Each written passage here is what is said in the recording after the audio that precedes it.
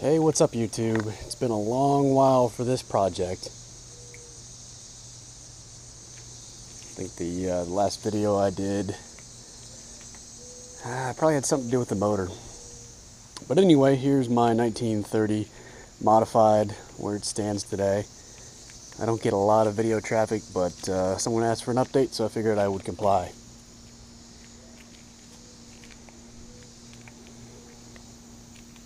So the body's completely done now. I'm in the final stages of assembly.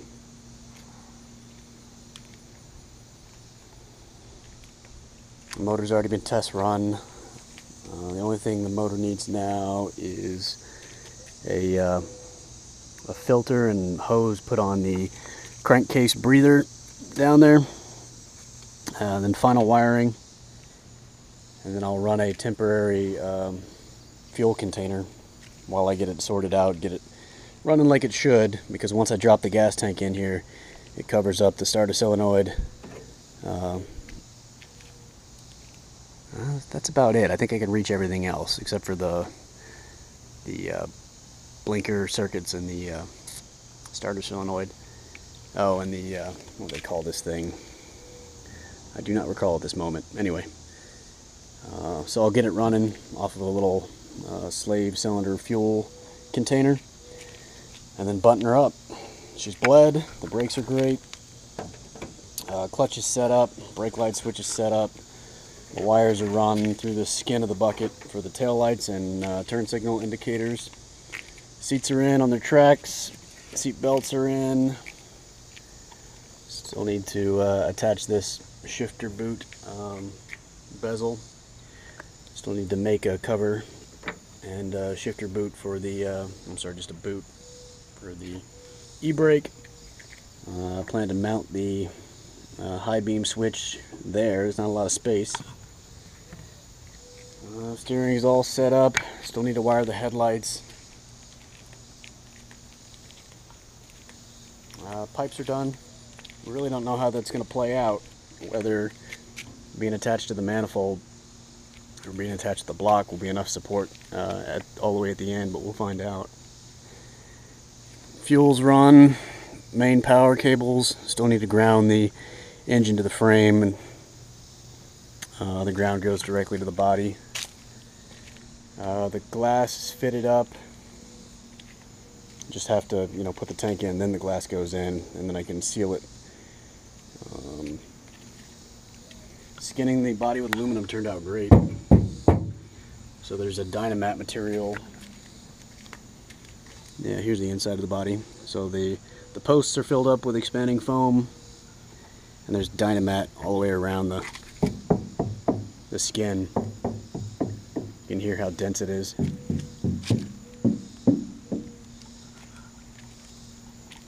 And then the recess in the back.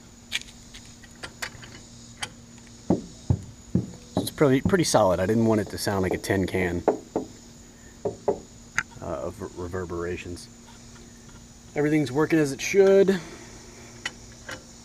This is just a trailer hitch, so I can actually mount a cargo carrier back there,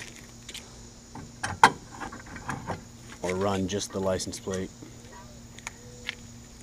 T-junction for the rear brakes, copper zinc lines all the way around, breather for the rear end.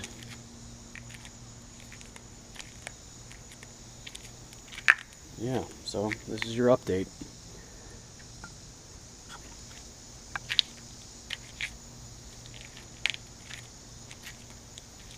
If you have any questions, leave it below.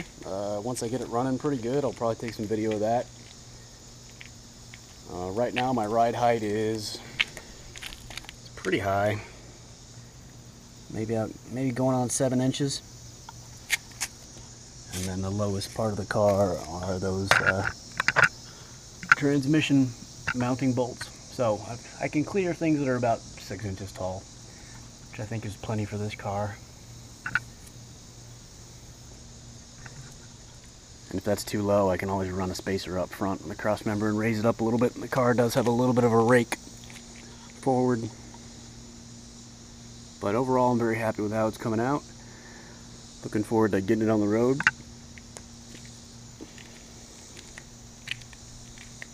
Wiring is my weakest ability, so taking my time with it, make sure I get it right. Tilt column works, no issues there. Only going to run one mirror. This dash is just propped up there right now, and the tank's ready to go. Just have to make sure my electrical is squared away before I drop the tank in for the last time. And then I've got a stainless steel cowl band that'll really tie it all together, I think, with the little bits of, shiny bits I have. Anyway, thanks for watching. If you got any questions, leave it below. Like and subscribe, and have a great day.